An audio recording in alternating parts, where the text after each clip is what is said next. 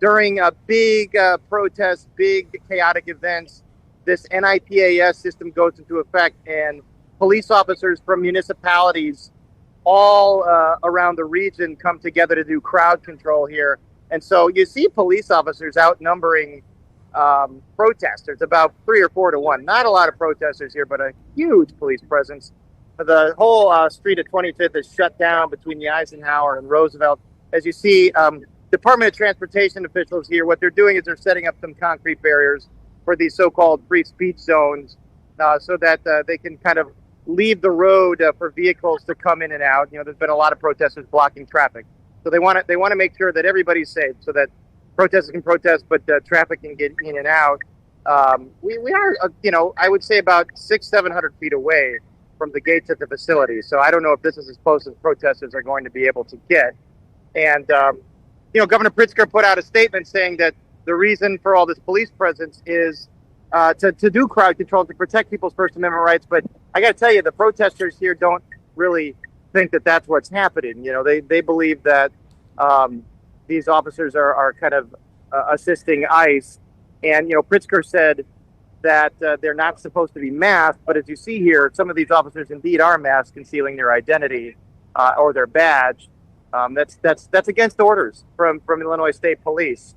And so, again, moving parts, the DHS Secretary Noem was at the Village Hall trying to talk to the mayor. The mayor wasn't there. Then they both went over to the facility. It appeared that they were doing a photo shoot, Noem and Bovino, on the top of the facility. As you know, that the videos and the photos have been a big part of this operation, getting these well-produced videos set to music soundtracks out there on social media to kind of further their message about Operation Midway Blitz. So that's kind of the scene right now, Tia. Can you talk about, I know that there were some arrests that were made out there earlier this morning. Right now, it seems like a much calmer scene. Can you talk about what has unfolded throughout the course of today already? Yeah, 5 arrests made, all the protesters for charges like obstruction, aggravated battery on a police officer. That's according to Central Command. So the state police here have made 5 arrests of protesters. As things got a little heated this morning, as you said, they've calmed down now. There were people like 40th Ward Alderman from Chicago, Andre Vasquez, holding court, talking about what's happening here. It's calm now because so much is closed off. The road is closed off to traffic. And, as you can see, there's homes here on 25th. Interestingly, here we're on the border of Maywood and Broadview. So on your left is Maywood, and then on your right is Broadview. And so you've got residents in both communities. I don't know if you can see sitting on porches there, kind of being disrupted by what's happening here. Just a huge presence of law enforcement when you really don't have a lot of protesters. But again, I wonder if the presence is just for today to make sure that transportation officials can get these concrete barriers set up.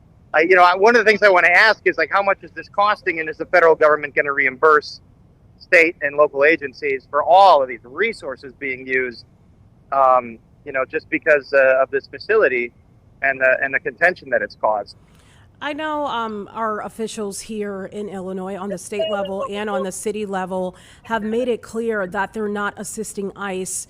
But you said that some protesters feel like, based on the police presence there, based on them probably not being able to get as close to ICE as they had been before, are now feeling like this is really helping those federal agents. Is that what you're hearing from people on the ground? Yeah, that's what I'm hearing from people on the ground, that they think that this is a show of force and intimidation. They're saying, if this is to protect protesters, then why are they facing the protesters? Why are they moving them away? Again, I can only assume right now it's because we've got these transportation workers with this very heavy equipment putting these concrete barriers in place for the free speech zone. So, and then you've got some of them that are masked, and Governor Pritzker said specifically they're not supposed to be masked. So, I don't know that the governor's intent is what's being felt here among the protesters. There's only 1 or 2 dozen. It's really, really dispersed. since this morning. Have you seen any activity? We do know people are detained inside of that ICE facility. I don't know if you know, Paris, exactly how many people are detained. We don't always get those updated numbers. But have you seen any ICE activity going in and out of that facility since you've been out there today? Yeah, we don't know. I mean, the last that we heard from DHS was around 200 people. And, we even talked to the mayor of Broadview yesterday. She has no idea. She hasn't been able to view the facility. She hasn't been able to go in. She doesn't get reports from them. The DHS does not communicate with her. And perhaps that's why Kristi Noem, the secretary, went to her office this morning. We interviewed the mayor last night, who was complaining about no communication about all this activity happening in her community. So the last we heard was about 200, but we don't get a whole lot of updates. We know about that raid in South Shore where they claim to have taken in several dozen suspected gang members, but lots of residents and U.S. citizens that lived there were held, and for what reason we don't know. If there's no reasonable suspicion or probable cause why U.S. citizens are being detained and held during this operation where they claim that they're gang members living in this apartment building. So there's just a significant amount of questions here into all of it. I have to say, we've tried for weeks to get information and interviews, and we've been turned down. There's a big transparency problem here with the federal government right now. They haven't been transparent, and so we just don't have, we don't have the updated information. What we know comes from lawyers and immigration groups that get in touch with some of the folks that have been detained. Let me ask you, in terms of what you're seeing out there, maybe on a federal level and maybe even on a state level, have you seen armored vehicles or any aerial patrols in that area? Yeah, I mean, helicopters 24/7. They're up right now. Yesterday we talked to some residents in Broadview where that was their chief complaint. They're kind of like, several blocks away from the ground zero here, but the helicopters are all kind of patrolling the community. We don't know if they're government or news choppers. I think they're probably a mixture of both. And so, yeah, you see armored vehicles, you see helicopters. You look at the heavy armor and the police officers here as the transportation officials operate this pretty heavy machinery and putting these concrete barriers down. So, yeah, a lot of heavily armed folks and cars, and saw a K-9 unit come by. And you just wonder that if this is going to disperse once these barriers go up and the crowd control tactics are put into place. Let's go back to something, Paris. I interviewed someone yesterday that has been covering the immigration raids, everything that has unfolded in Chicago. And they told me that if you are in one of these facilities being detained and you need to call home, that in some cases, some of these calls are costing $50 or more. Have you heard anything about that? Well, all I know is I did talk to a journalist that was held in this Broadview facility for a bit, and he said that he worried about some folks that were detained that might be sick or might even have some intellectual disabilities, and how safe they are in some of these facilities. This is the first time hearing about $50 for a phone call. I don't know what rule or regulation calls for that. But no, I haven't heard about that, and we just don't get a whole lot of information in terms of what the conditions are like inside something like this. It's super hot out, and the building's boarded up, the windows are boarded up, so it can't be pleasant in there in terms of the temperature. And again, this journalist that spoke to me said he was just more worried about people that are vulnerable, that might be sick or elderly, and whether this is going to be harmful to be in that custody. We've heard that, obviously here in Chicago, but in other places where there are facilities as well.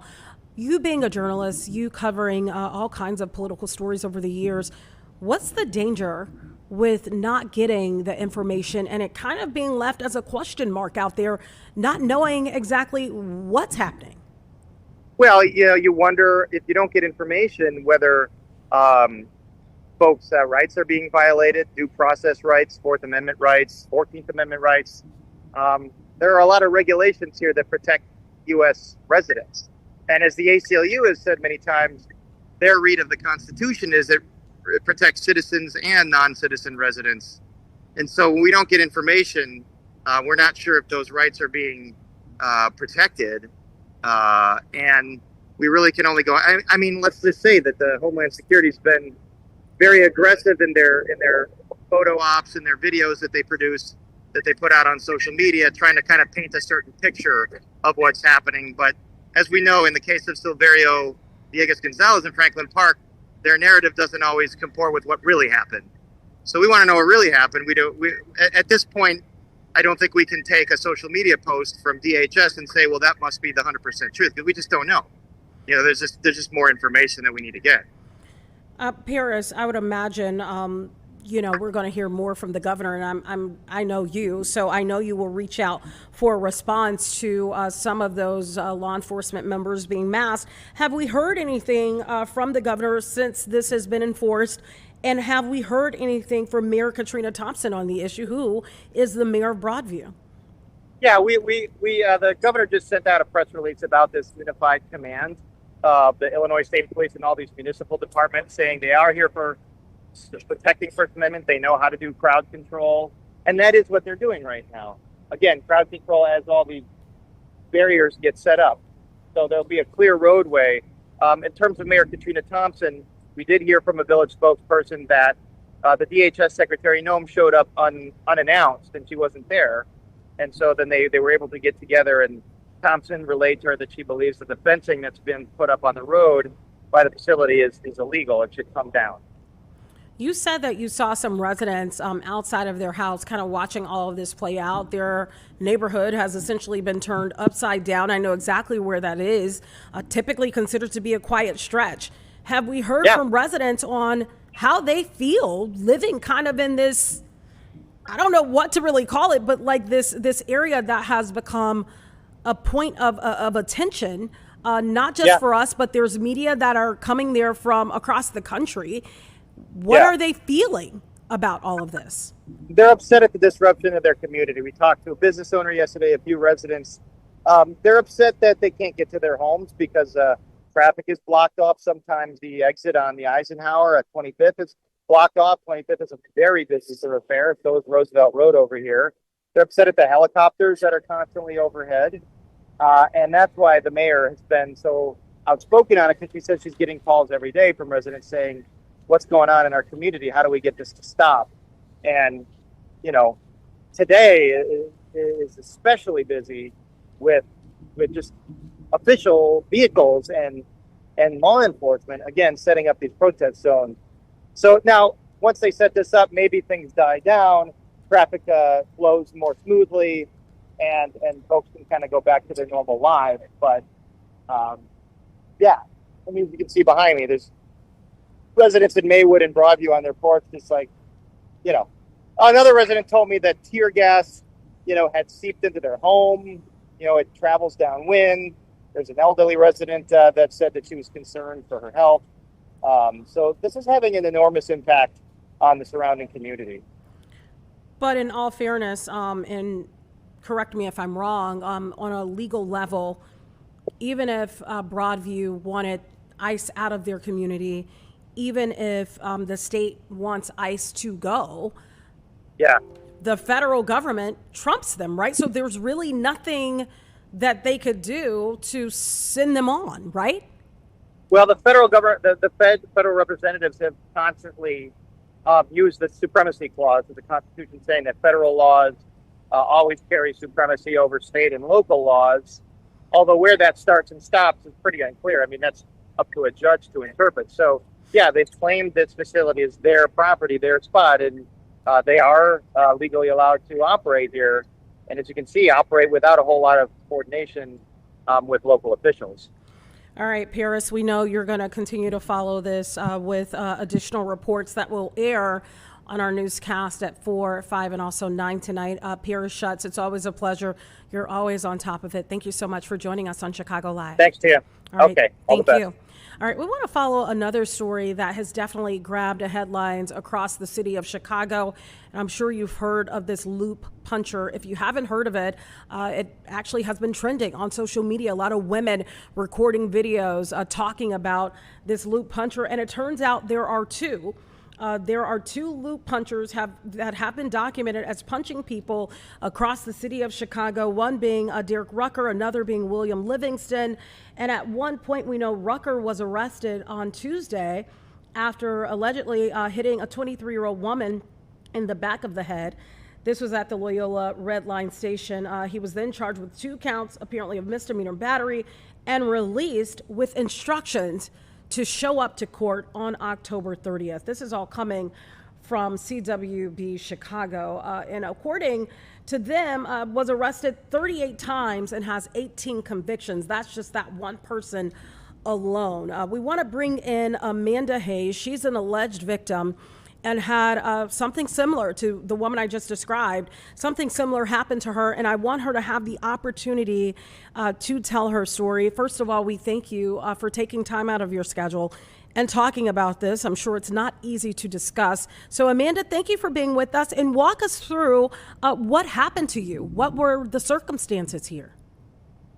Yeah, so I was commuting home from work around 5:20 on my way back, and I was taking the same route I take every day, the Brown Line stop at State and Lake, downtown in the Loop.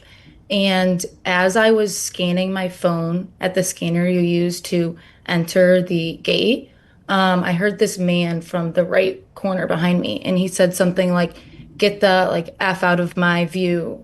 And then as I was turning, I saw his hand just coming back in full swing right into the right side of my ear.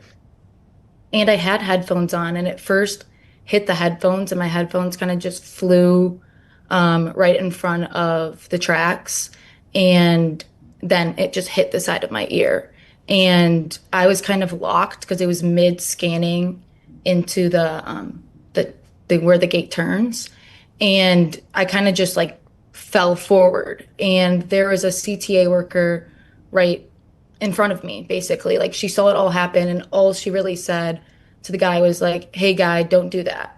And then no one around me. It was kind of just like people kind of just went on, like it felt like it was just like a normal occurrence that a random guy with no purpose just smacked the side of my head, like full swing. What do you make of that? Because we have seen that where people decide that they're seeing the activity, they see something violent happen, they're afraid sometimes for their own lives, they don't interject. What do you think people should do in this circumstance if they're seeing something like this happen? Well, I think it's hard because I mean, it came out of nowhere. Like, I don't know what could have really been done to prevent this from happening because it was so unprovoked. But I think more kind of the sad part, I thought that after nobody was like, "Oh, are you okay?" Even the worker didn't think to call the police. It was kind of just like, "Don't do that." And as I'm shaking, walking away, tearing up, and nobody even was like, "Are you okay?" You just got full on punched by a stranger. I'm sorry that that happened to you. I know you did file a police report, and I do think this is noteworthy for our audience to understand. When this happens and people file a police report, if the person is caught in the action, caught literally right there, here is part of the problem here. So this is a misdemeanor battery. It is not a detainable offense under Illinois law, right? So with the cashless bail system, it's starting to be more apparent that when something like this happens, people are allowed to walk and they get a court date. Previously, before the cashless bail system, a judge could have set a high bail amount to keep said person in custody. So we're seeing a lot of this happen over and over again. What is your response to that, knowing that information is out there and knowing that this person may not be the same person that punched you, but we know someone was arrested on Tuesday, released, and is now out there waiting until a court date? How do you feel just knowing that this can just keep happening over and over again? I think it's so sad and alarming. Last night I could barely sleep thinking that somebody could just be going out and doing this to other people, and that like there's not like appropriate action being taken against them. Like there people are just getting away with this. I feel like when I filed like my police report, it was kind of just like, oh, like it didn't really seem like it was a big deal. And I think there should definitely be bigger consequences because this is like a bad and big thing that's happening, and it's to be known as loop punchers walking around and that becoming like a normalized thing and almost as they're like getting fame being loop punchers is incredibly sad, and I think something really needs to be done to fix this. And sickening at the same time. Let me ask you this before I let you go. Anything you would advise someone that's in this situation, if this happens to them, that they should do that maybe you didn't do at the time, maybe you didn't think about it, but maybe this would be your advice to someone that may find themselves in the same situation? Yes. So for me, I saw videos that this was happening, but I feel like it's one of those things. It's like, oh, like that's not going to happen in the areas I'm in, or like that's not going to happen to me. And then it happens to you, and you're like, wow, this is a real thing. And for me, I think I was just in such utter shock that I kind of just like ran and I felt like embarrassed and like it was my fault. But I would say, like, I wish that like I would have like gone to people around me and been like, that guy, like, can we do something? Like, let's like, I wish I like could have like got him caught in that moment instead of kind of just like leaving because I was in so much shock. I just like didn't really process what was happening right away. But I think just know that this is happening and it can happen to you, and to be really cautious and like look around, and I guess just really like it's important to know your surroundings now. Well, Amanda, I am so sorry that this happened to you, but I do appreciate your bravery coming forward, acknowledging that it did happen to you, and having the foresight to really help someone else that may find themselves in this situation. Thank you so much for being with us. And most importantly, stay safe out there. Yes, thank you for having me, and I just want to really spread awareness on this. So thank you. All right, we appreciate that awareness. We'll stay with Chicago Live. Coming up, we are going to talk to the folks over at Purdue University. They are researchers. They are looking to solve the disappearance of Amelia Earhart. We're going to have them on our show. We're also going to follow up on a cluster of Legionnaires cases as well.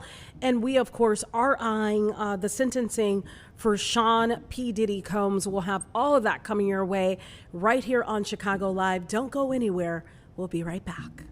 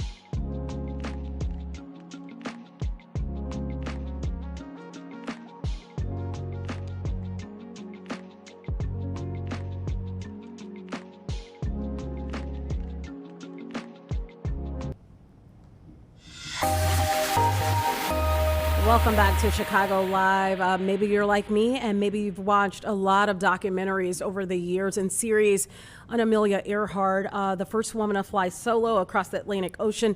That was in 1932. But there's still a mystery as to whatever happened to Amelia Earhart and also her navigator, Fred Noonan. In 1937 is when it was attempted that she wanted to be the first woman to fly around the world, and disappeared on July 2nd of that year over the Central Pacific Ocean. And joining us now is Trevor Peters from Purdue University. That is where we know Purdue University and also a research foundation arm of the university are going to do some exploring of their own to the South Pacific. They're attempting to solve the disappearance of Earhart during her mission to become the first woman to fly around the world at the equator. Trevor, thank you so much for your time. Thank you so much for being with us.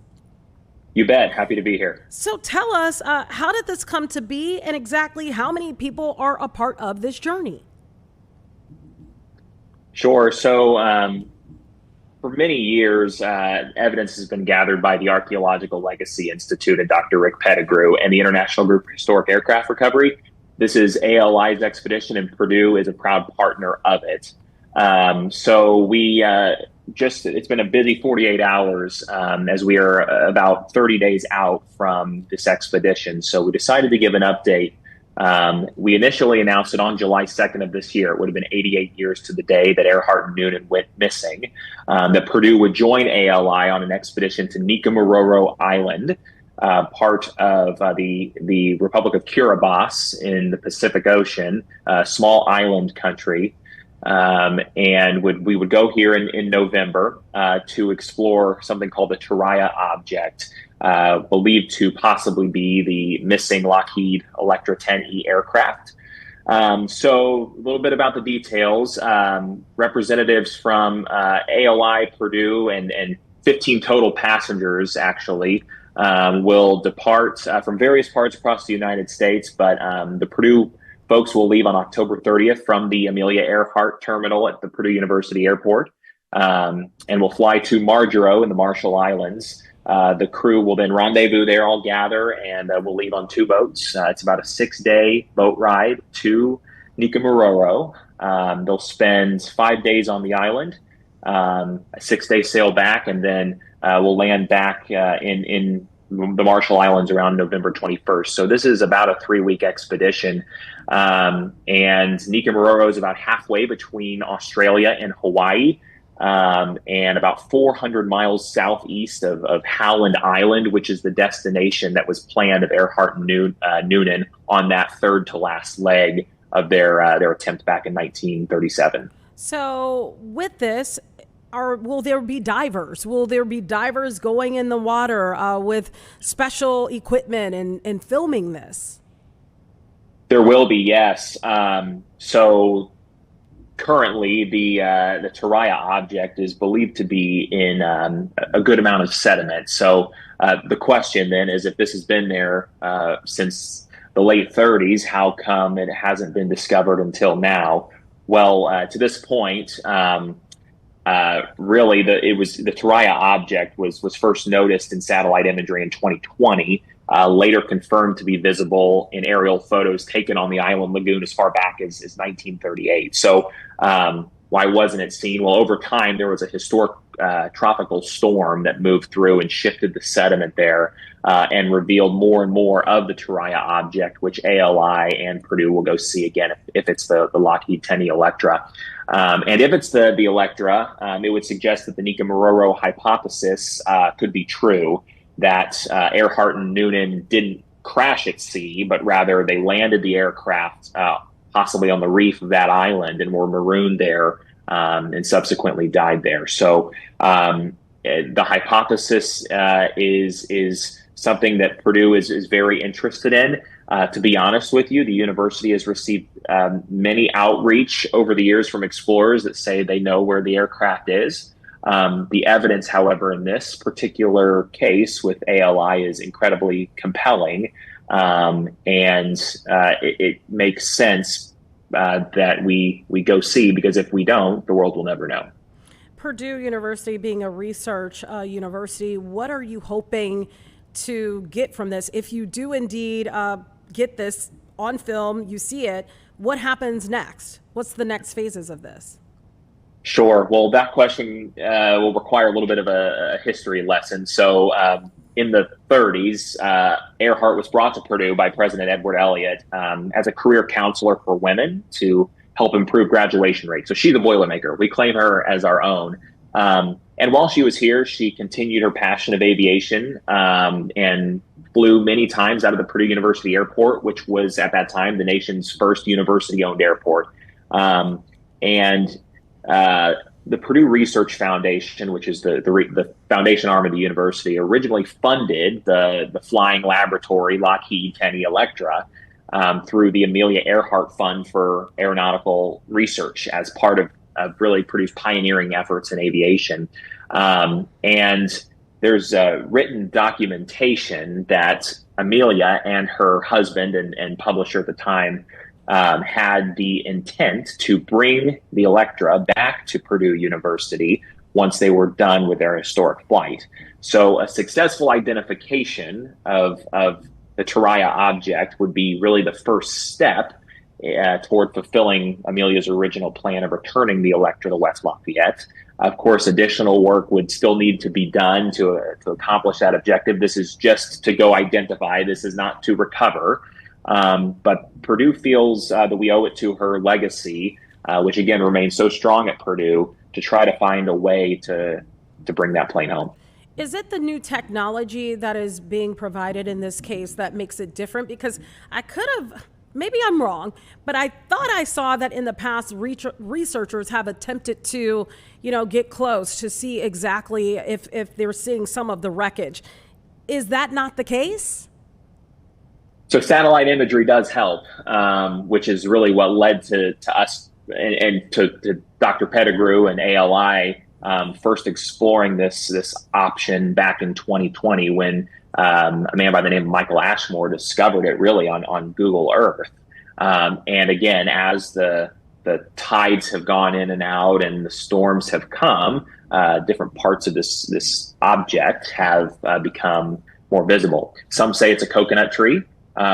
It would appear the object is metallic. So again, there's a little bit more than just this is some debris in a lagoon.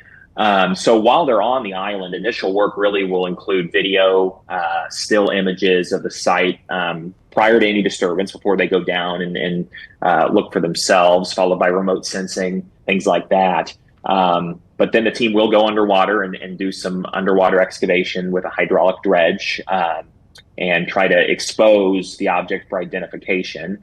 And really possibly also look into search for any debris washed up by the waves. Of course, over the years, there's been several physical pieces of evidence on Nikomororo that would suggest that Earhart and Noonan were there, including artifacts, a woman's shoe, a compact case, freckle cream, a medicine vial that all date back to the 30s. So there's a good amount of evidence, and we're following where the evidence leads. So I'm looking at this, and it says field work, and you mentioned some of this will include a walkover survey of nearby land surfaces to search for debris washed up by waves. 15-person crew will be there from Purdue. Talk about some of the people that are a part of this and really who they are. Sure. So again, it's led by Rick Pettigrew, who's an archaeologist for the Archaeological Legacy Institute. So there are many representatives from ALI. From the Purdue side, we'll have 3 Boilermakers as a part of the expedition. That includes Steve Schutz, who's our general counsel and senior vice president. He's kind of our Earhart historian and Earhart guru, really, who has been tasked with examining all these explorers who come to us and say, I believe I found Amelia Earhart's plane. The evidence is strong on this one. So Steve will be on, as well as Sarisha Bandla, who we are proud to say is a member of our Cradle of Astronauts. She was a Purdue University student and graduated and was a commercial astronaut for many years after her graduation. She'll be headed on this exploration, and it's funny.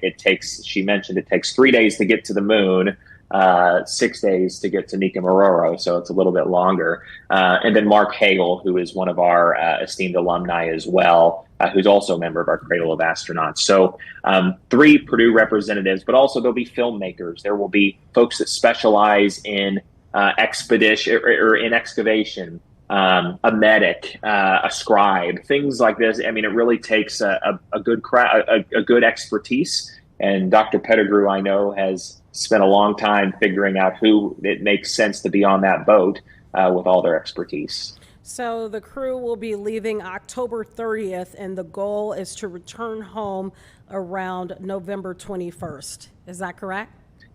That's correct. Of course, that's a rough timeline.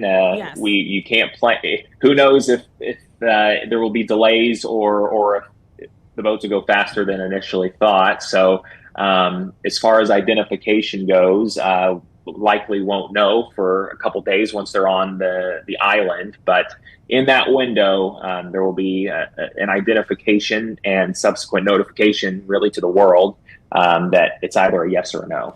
Now, when you say they're going to this island, are they how are they staying? Like, are they sleeping and camping on this island, or will they be leaving the island to go to a bigger city? How does that work?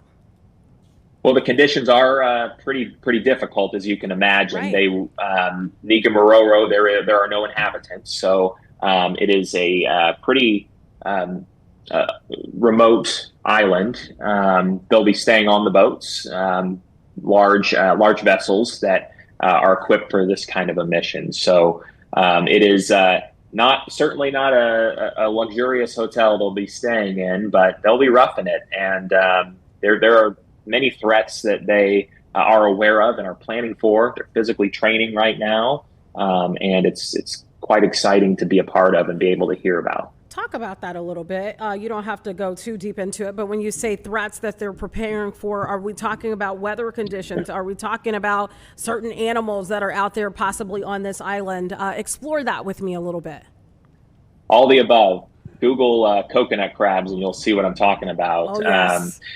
There's a pretty extensive amount of wildlife, but honestly, from what Rick Pettigrew has explained to us, one of the most difficult possible threats is the reef itself. It's very slippery and very sharp, and so they have to be very careful and time when the boats come in and out on the tides, so that there's enough water to pass through. If you look at the imagery of Nichols Island, the island itself is pretty unique. There is a large bay inside of the island that surrounds it, and a passageway where water passes in and out daily based off the tide. So that's also a part of it. Sharks and, of course, any other marine life they have to be aware of. But yeah, there are certainly some threats. And when you say training, you're talking about being in the gym, like physically training? Yeah, so it is jungle, and of course it's not inhabited, so there's growth and there's things they need to cut with battery powered equipment. So there will be a good amount of strenuous things they have to do, and part of it is clearing debris, and it's diving, and so it's not for the faint of heart. Yeah, and we hope that it is successful and all worth it. Trevor Peters, thank you so much for breaking it all down for our viewers, some of whom may have never really thought about, the conditions on an island like this. So thank you so much for your time, and we hope to have you back after this mission. I call it a mission, after it's complete, and have some of the researchers with you as well to really explore what they've uncovered. Thank you for your time. Good to be with you today. All right. It was a pleasure. Well, stay with us right here on Chicago Live. I told you we always have an amazing show. We'll have much more right after this break.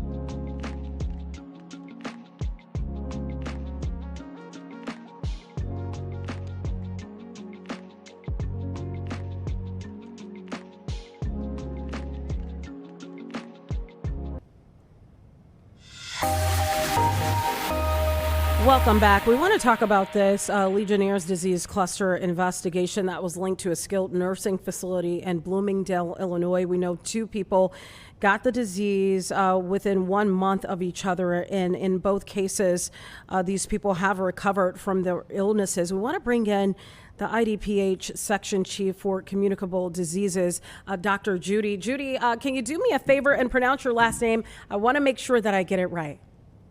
Sure. It's Judy Karoff. Karoff, thank you so much for doing that for us right here on Chicago Live, and thank you so much for your time. Let's start with this, Dr. Karoff. What is Legionnaire's disease to begin with? Sure. Let me correct you too. I'm not a medical doctor. I'm an epidemiologist here at IDPH. Okay, perfect. So can you rephrase your question? I was asking, what is Legionnaire's disease? Okay. So Legionnaire's disease is a lung infection. It's caused by the bacteria Legionella. And so most people that are exposed to it, especially those that are younger than 50 and have healthy immune systems, can be exposed and won't develop diseases. But those who are older, in particular, those who have a history of smoking or other immunocompromising condition, might develop a lung infection. So after being infected, people will develop symptoms first starting with fever, shortness of breath, and cough, and then that can advance into pneumonia. And majority of people, up to about 90% in Illinois, will be hospitalized with Legionnaire's disease and need medical treatment in order to get better. There is also another form of Legionella infection called Pontiac fever. Most healthy people may get this form of the infection, and it's just a cough, a little bit of a fever, and resolves on itself and doesn't require treatment.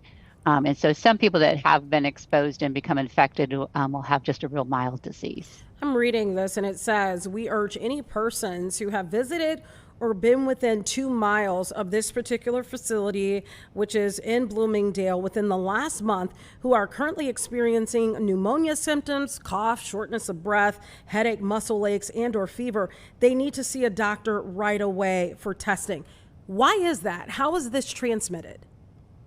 So what we know about this particular situation, when we first identified a case, we went on the facility and did some environmental testing. And we found the bacteria in the cooling tower. And that signals to us that the transmission of this could expand beyond the facility. And that's why we issued that press for people that may have visited or been within a 2-mile radius of that facility, that they could have been exposed. And if they are having these symptoms, it's important information to convey to their physician so that they would then be prompted to test for Legionella. It's generally not the first condition for which someone is tested when they have these symptoms. Other things like RSV or COVID or flu might be first suspicion of the clinician to test first, and it's not always considered. Legionella isn't always in the differential. So because we identified it in the cooling tower, that's why we expanded the reach with the press release. And what happens is Legionella likes to sit in stagnant water, and when its temperatures are such that it gets nice and warm in that 100-degree range, it does what we call amplify. So it grows in that moist environment, especially if there's biofilm within the pipes or the plumbing or in the cooling tower. It helps it grow. And then the bacteria then can become aerosolized by the functioning of that cooling tower, and the droplets of water get dispersed through it. And research has shown that they can travel up to 2 miles. And so that's why we extended that, I said in the press release, for anybody that had been within 2 miles of the facility. How is this treated? If someone, does have this, how are they treated on a medical level? Just with simple antibiotics. And then if someone has developed pneumonia, with care as well to address the symptoms. All right. Well, Judy Karoff, epidemiologist, we appreciate your time today. Thank you so much for joining us. Sure. Thank you for having us. All right, we appreciate it so very much. We are still following the sentencing for Sean P. Diddy Combs. We'll be watching to see what happens there. We do know this has been going on for quite some time. The early morning by Chicago time, around 9 a.m., this has started, and sentencing is still going at this hour. We don't know exactly how much time Sean P. Diddy Combs will get. We're going to be talking to Michael Babcock from TMZ. And you see the crowd is growing out there, too, to find out what happens in this case. We'll be talking to Michael right after this break.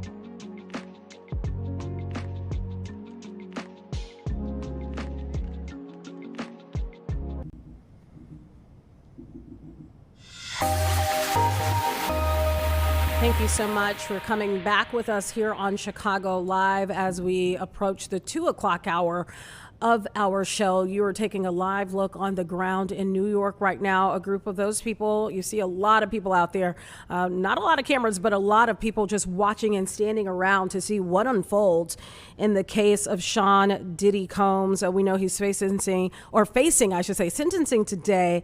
And we know that he was convicted in July, did try to get out of jail and try to, wait this out on the outside.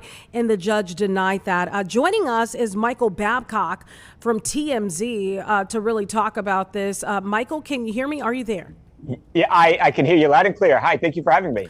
So happy that you're here to sort all of this out. So first, let's start with this. What is going on inside of that courtroom? We're now approaching at least 2 o'clock Chicago time. This has been going on for a few hours. What's unfolding there right now? Yeah, they just actually got back from a lunch not too long ago, about 20 or so minutes ago. But it's been jam-packed, wall-to-wall, people speaking, videos being shown to the courtroom, and it's been a hectic day. I think some people thought we'd go in this morning and the sentence would be read, but that's not going to be the situation, obviously. And we've got a little bit more time here before we ultimately hear what happens with Diddy. But the defense team, they just played a 12-minute video that was highly produced, that featured a lot of old clips of Diddy with his kids over the years, being a father, speaking at, to kids, speaking at graduations, things that really have painted Diddy in a positive light as somebody who is a net positive on society, and certainly not this dangerous, monster that the prosecutors have painted him out to be. So that's the message that Diddy trying to portray to the court. I think some people, and we've got an early look at this video, so we've actually showed it this morning, and some people said that's a really bad idea. It's way too overly produced. It doesn't feel real. It feels like they are, kind of brushing aside some of the horrible things that he has been accused of here. So how does the judge interpret this video and some of the other things that are being said today about Diddy? Again, many, many positive things. The judge got 75 plus letters from people like his kids, his mom, ex-girlfriends, people that have known Diddy. So how does the judge react to all of these really positive things that are said about Diddy? And how does he then balance that with what the prosecutors have said, that this guy tormented women for 15 plus years? That's the question. And correct me if I'm wrong, Michael, some of the people that actually took to the witness stand wrote letters on his behalf in a positive way. Yeah, that's exactly right. There was actually this a woman who was supposed to be one of the victims. The prosecutors were going to put her on the stand, victim number 3, and that never happened. And she actually then, like you said, she wrote a letter on behalf of Diddy, painting the prosecutors out to be really overzealous in that they wanted to nail Diddy, that they wanted to get this guy, and that they kept trying to convince victim 3 that she was a victim and that she had been abused by Diddy. And she said, look, that's just not how I perceived what happened. We were in a relationship, it might not have worked out, might not have been the best relationship, but I never felt like I was victimized by Diddy. So she said that. That's as much as what she said to the court. And I think that could be effective because, again, they wanted to put her on the stand. They were going to put her on the stand. And you've got that person here now saying, I wasn't a victim. Let's talk about this. The judge has been unmoved by Diddy. Yeah. And what I mean by that is, he has twice rejected his bail and he's been in jail for a little more than a year, right? At this point, talk about the position of Diddy in the courtroom. I know you guys have an article up on TMZ.com right now showing an illustration of Diddy with, it appears like he's wiping his eyes with tissue. Yeah, that's right. So that, and you notice he's not wearing the prison jumpsuit. He asked the judge if he could be in his civilian clothes. The judge said yes. Yeah, of course, that's something you can do. And I think that's important. Diddy doesn't want to be seen as an inmate in the courtroom. He wants to be seen as a person and a father, a family man. And so he's got the civilian clothing on. He was actually crying, and he had been pretty stoic, I would say, throughout the trial and throughout the proceedings today. But when they showed that 12-minute video with the kids and the old footage, that's when Diddy was literally had tears rolling down, streaming from his eyes. So I think that's a good point, though. The judge, I think, largely has been unmoved by much of the things that have been said about Diddy in a positive way. Not that he's been unfair to Diddy. I don't think he has been unfair, but he has not. I don't think he's given him any preferential treatment because of who he is, or he's this big celebrity. And in fact, earlier today, and I think this is probably the worst news for Diddy, the judge said that federal guidelines say I should give you somewhere between 60 and 78 months. That is obviously well more than the 14 months maximum that Diddy's side has asked for here. They essentially want time served for Diddy because, like you said, he's done 12 plus months already. They want him to be able to walk out of that courtroom a free man. It does not sound like that's going to happen. No, it doesn't. I do want to point out the fact that Diddy could have been sentenced, or I should say he could have faced even more serious charges. When you look at this, a jury acquitted him of the more serious charges of racketeering, conspiracy, and sex trafficking. And that really could have put him away for life. I do want to point out the fact, Michael, when you look at the images of Diddy during all of this, we are used to seeing Sean P. Diddy Combs, completely black hair, faded, groomed to the high heavens. This illustration that you have on your website right now almost makes it look like a more senior individual than the Diddy that we're used to seeing. Do you think that is by design? What do you make of that? I mean, his hair is completely 100%. White. Yeah. Absolutely by design. But I mean, these attorneys that Diddy has obviously are really talented attorneys. They've got the best consultants in the world. And they, I think, and obviously haven't spoken to them about this, but I believe what they want to do is signal to the judge and to the jury that you've got a guy here who is, he's not 25 years old. You've got a guy who is, getting up there in age, and he's not out there being violent. He just wants to go be a family man, be a grandfather to the grandkids. And I think that's the message, and I think it was very strategic in them not having his hair dyed and not looking like he normally looks. That's not the image they want to portray to the judge and really the judge. The jury doesn't even matter. There's not even a jury seated, so it's all about the judge today. That's the message they want to send to him. You know, Michael, you've been at this for a long time, being in the entertainment industry. And, you know, I've heard supporters of Diddy and people in the entertainment industry say some of what happened, not all, because some things you cannot, you know, dumb down. You cannot dumb down that Cassie video. I don't care what you say, but you've heard some people say that these type of sexual encounters go on in Hollywood and you shouldn't be punished for it. Based on your experience and what you've seen, what changes the game with this case based on that statement? No, I think that's a great point, and that might be the case. And I'm sure that there are some weird things that happen in Hollywood with celebrities. We obviously know that,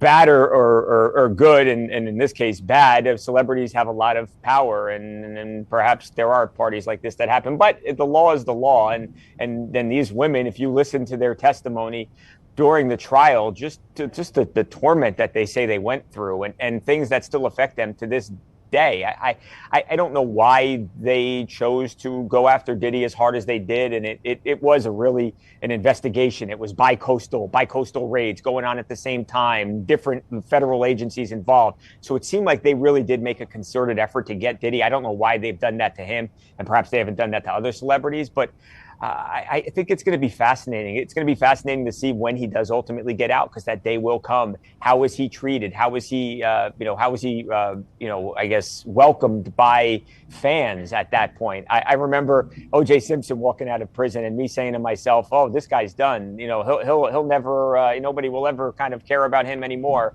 And then the guy was a star everywhere he went. So I think that'll be interesting to see. And is that next week or next month, or is it 5 or 10 years down the line? That we don't know. Is something happening, Michael? I hear people talking behind you. It makes me think something's going on in the courtroom. Is there something happening in that courtroom? I don't think so. Okay. I want to ask you one final question, and I will let you go. I know it gets a little hype. You're fine. It gets a little I'll hype. hang out with you all day. Yeah, I know it gets a little hype in there, but sometimes you never know. It may be for an actual reason. Right. When it comes to all of the people outside of the courtroom, are those fans that are just hoping that they see Diddy come out of those doors?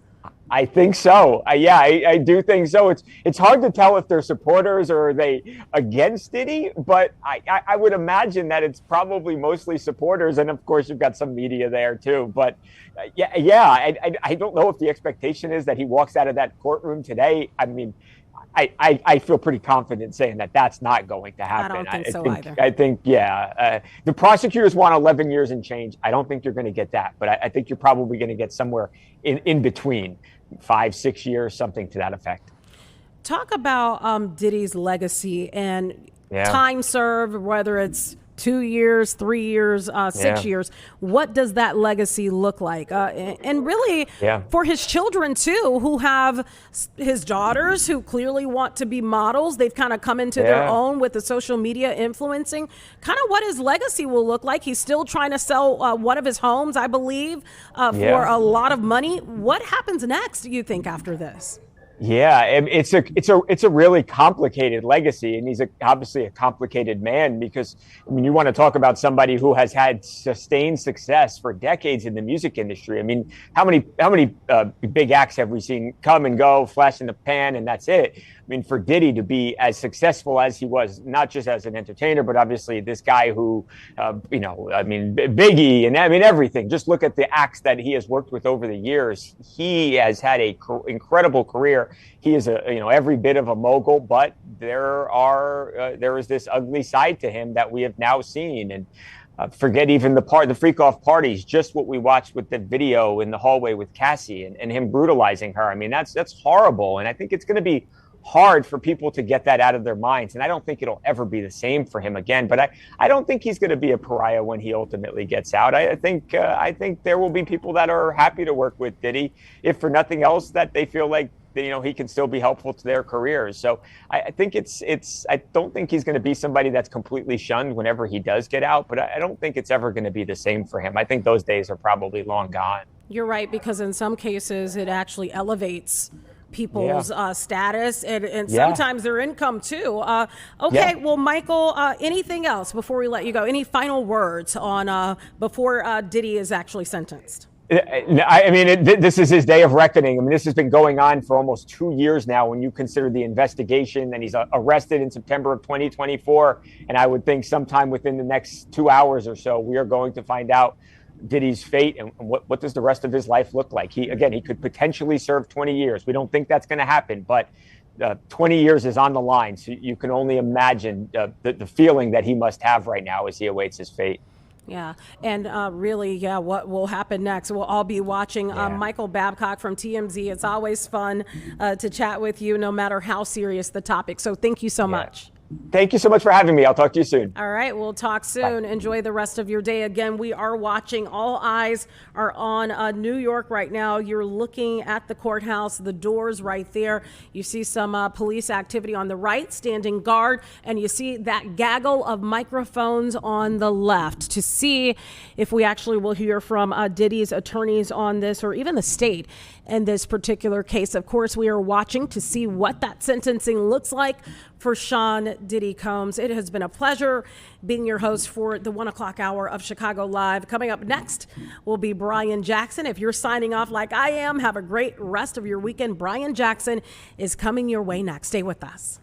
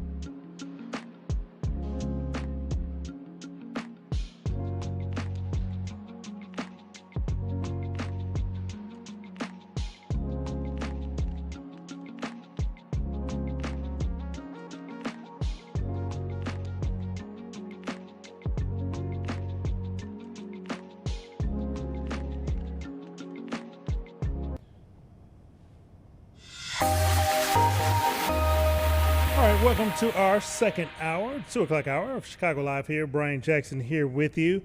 First up, we're going to be speaking with Ed Yunker from the ACLU of Illinois. This comes after the Federal Aviation Administration. They've imposed a rare sweeping 10-day ban on non-commercial drone flights across a wide section of the Chicago region, including, that was just a live look at what's happening at the Broadview ICE facility out there. Ed, thanks so much for joining us. Thank you, Brian. Good to be with you today.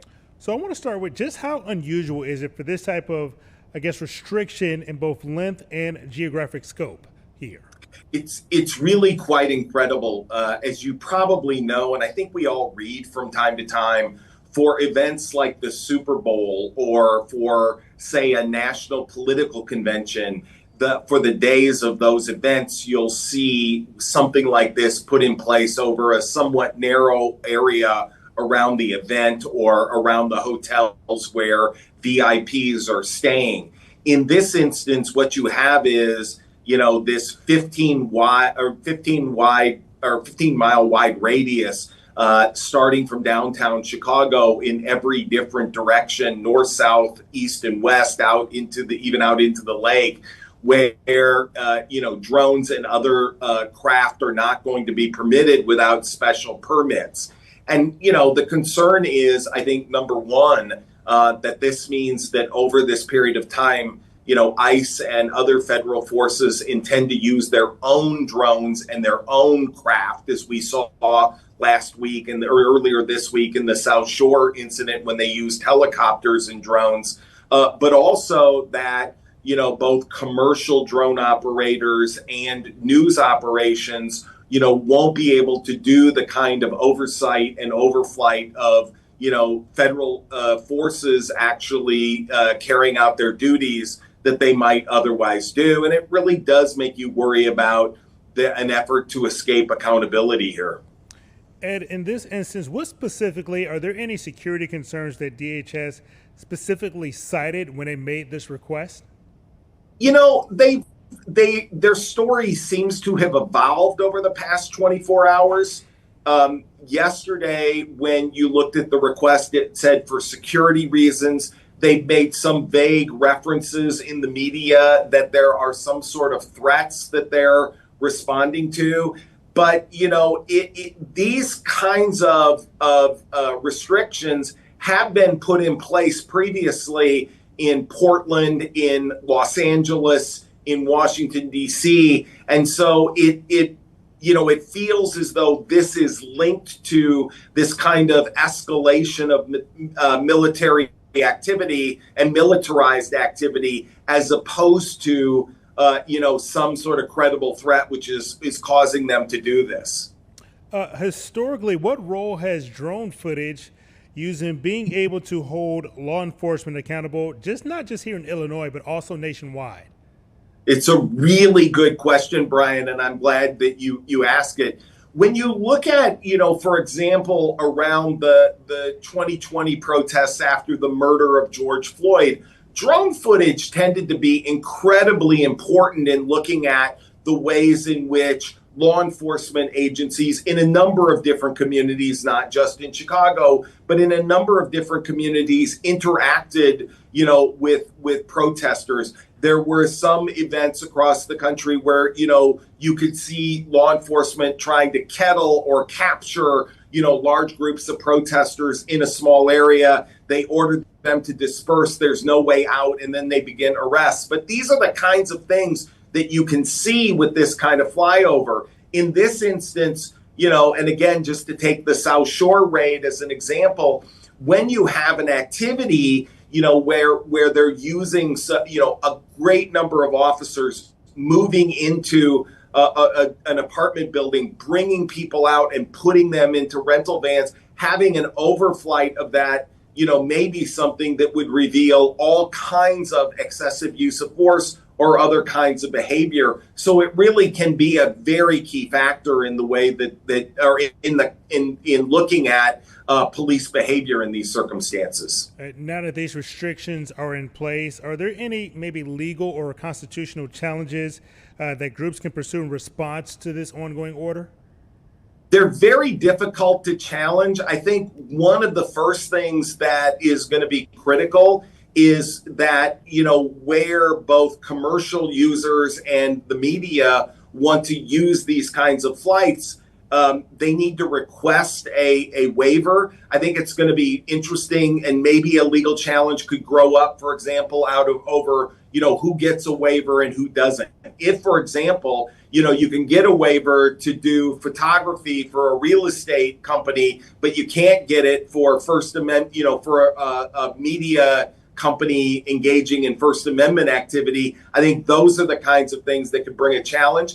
But these kinds of emergency regulations have tended to be pretty tough to challenge as a general rule. And obviously we're seeing this happen here in Chicago, and I believe you mentioned it could be happening in Portland as well. Do we see this expanding to other cities as, I guess, immigration enforcement continues all over the country? I think that's one of the really interesting questions, Brian. And I think is this kind of restriction going to be a regular feature when, combined with the kind of military immigration operations that we're beginning to see roll out across Chicago.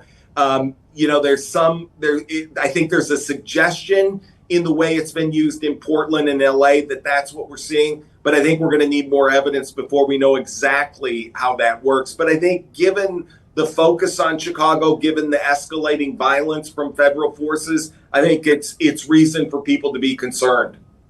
And what happens next? Do we just kind of wait until this thing runs out, or maybe pursue some legal avenues? What do you think is going to happen next?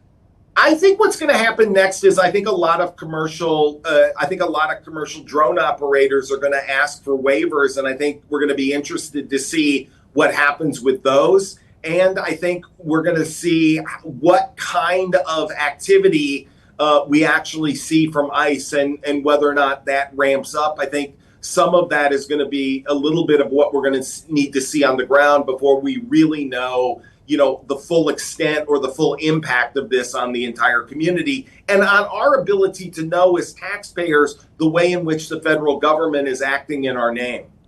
All right, Ed Younker from the ACLU of Illinois, thanks so much for your time and perspective this afternoon. Thank you. All right, time is down 2:14. We got a lot more to get to here in this 2 o'clock hour of Chicago Live. We'll be right back.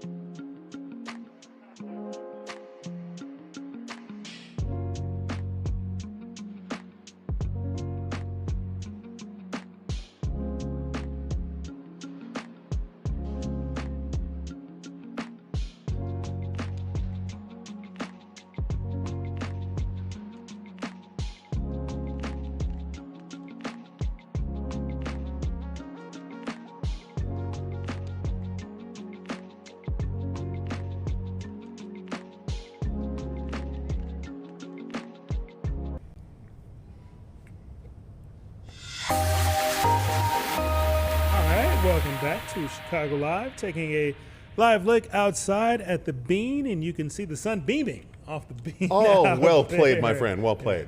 Yeah. It's a bright, sunshiny day, and I'm kind of surprised that the Bean is fashioned in such a way it doesn't blind you, right? Yeah. I mean, it's not like some great designers there. Right, exactly. I love good design. Yeah. It's not like you're driving down Michigan Avenue, and at certain times of the year, it's like, oh, you're my blinded, goodness, yeah. And I don't know if you remember years ago in Las Vegas, the place that's like a pyramid. What is that? Not the Egyptian. The Luxor. Yes. They had a little laser that was at the very top, and it was shining around. It was kind of a cool little feature. Unfortunately, McCarran Airport is just a few miles away, and it was blinding some of the pilots. Not good, yeah. No, it's not good. So it's good. It's good that our Bean designers, kind of took all that in into mind. Yeah. So you want to know about the weather. You didn't have me here. I want to know about, our viewers want to know about the weather. You didn't have me here to talk about, design flaws in Bean design. About that all day. We've got great weather coming our way. If you like summer conditions. We've got July weather right through the weekend, and it's not that hot, sticky, high dew point, high relative humidity July temperatures. It's pretty dry, so even though we're talking about temperatures just shy of 90 degrees today, just shy of 90 degrees tomorrow, and in the mid-80s on Sunday, it should be pretty warm, pretty dry, pretty comfortable. Now, dry is kind of a double-edged sword. We could have some problems with fire danger as we go through the weekend, especially as winds pick up a little bit more towards Sunday. Very, very dry conditions. We do have a little smattering of rainfall Monday night into Tuesday. There's a cold front coming through, and that cold front reduces us from the temperatures in the mid and upper 80s down into the 60s, Brian, by Wednesday and Thursday. A big drop, and that's where we should be. On average, we're normally about 66, 67, 68 degrees.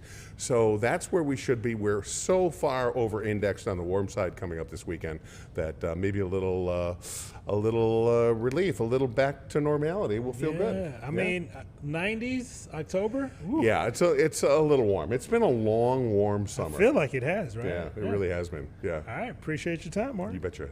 All right, time is now 2:18. We're going to check in with the Shed Aquarium. They've just achieved a new certification, kind of furthering their commitment to inclusivity. We are joined now by Kalfani Melkani, the hiring and training director. Did I get that right? I was trying. It was close. It kind of rhymes. Okay. Kalfani Makalani. Kalfani Makalani. I was like trying to look at my notes and everything at the time. Anyways, you are the hiring and training director for guest relations at the Shed. Thanks so much for your time here. Absolutely. I'm excited to be here. Thanks for the opportunity. Can you explain exactly what this new inclusive certification means for the Shed Aquarium, not just for you guys, but also for your visitors? Yeah, well, it means a couple of things. I'd say first, it really represents that we've achieved a new milestone for Shed and how we can accommodate guests with sensory needs. So we've got now more capacity to expand Shed as a place for all than we've ever had before. Now, specifically what this means is kind of twofold. On the guest side, it means that people who experience sensory challenges, and we all experience them on some level. You can't look at a person and know what their challenge is, but particularly people with autism or PTSD or who've had brain injuries, dementia, strokes are all people who could certainly experience that on a higher level. So we've just have this expanded suite of tools available to help guests have a great, memorable experience at Shed now. How is the Shed, I guess, preparing your staff to better recognize and support some of the guests who do have some of those sensory needs? My goodness, a lot of training. So training put together by Culture City that includes physicians, experts in neurodivergent challenges. So we all went through training, and then everyone had to complete a certification for us to achieve our overall certification. So that's the first aspect. And then now we've always had a lot of tools available, but even more tools available to provide to the public. So now we are prepared to communicate with, to assist anytime a guest says, or we can identify that they're experiencing a challenge that we can support them with. Could you share some specific items or ideas to, I guess, paint the picture for future visitors on what this new experience is going to look like for them? Absolutely. There's so many, but I'll just highlight one of my favorites. So guests, when they arrive, they come to our information desk. They can certainly talk to anyone, but our information desk, we have these Culture City sensory bags. And one of my favorite tools on the inside, not like the headphones that I'm wearing, but there's these noise canceling headphones. And in an environment that's got a lot of noise, a lot of input, it blocks out a little bit of it, so you can really enjoy your wayfinding, and it just makes the experience a lot more calming and welcoming. So we've got that and so many more. I guess en route to getting this certification, did you reach out to visitors and see what they need, and if so, how did that play in the design for this program? Yeah, so what we've got, feedback from our guests. We actually, accessibility is something that we weren't mandated to do this. We weren't required to do it. Here at Shed, we've just got an ongoing commitment to accessibility because it's really just the right thing to do. So the partnership with Culture City and the resources that they brought to it was really beneficial. And in addition, our team was super excited about it. Like I said, many people deal with these issues. So for them to dive into the training and be excited about what we're now offering, all of that came together. Our ongoing commitment and then the partnership came together to offer these resources. Obviously, we're talking to you because we're seeing this at the Shed, but just how common are these types of certifications at other major museums and aquariums and even zoos all over the nation? Wow, that's a really great question. It's hard for me to answer for all those places. I think it's probably a range of things that are available. You could go places and see the variation from accessible seating to parking to noise canceling headphones to headphone zones. I imagine that every organization has a range of things. I'm just proud to say that we've got this expanded suite of things that includes before your visit. You can go to either our website and plan out your visit or the Culture City website and see a social story. So certainly it should be top of mind for all of us, but we've certainly put it at the forefront at this time. Kalfani, what else is new at the Shed? We've got so much. Keep your eye on our centennial commitment. But if you haven't been here in a while, we've got a wonderful new fresh saltwater exhibit in our historic galleries called Wonder of Water, and you need to come and check that out. What is Wonder of Water? Yep. So I'm sorry. One more thing. This Sunday, speaking of what's new, we've got an extraordinary event for veterans, their families, people on the autistic community, people who want something a little bit more low sensory, exclusive hours from 9 a.m. to 11. Go on the website, book your tickets, and enjoy a calm down experience of curiosity at the aquarium this Sunday. All right. We really appreciate it, Tim. Kalfani Makalani. Did I get it right? You got it. There we go. You got it. Practice makes perfect. Thanks so much for your time and sharing You're your welcome. perspective on what's new at the Shed Aquarium here in Chicago. Thanks again. Absolutely. Have a good afternoon. You as well. Time is now 2:24. We're going to take a short break and we'll be right back here on Chicago Live.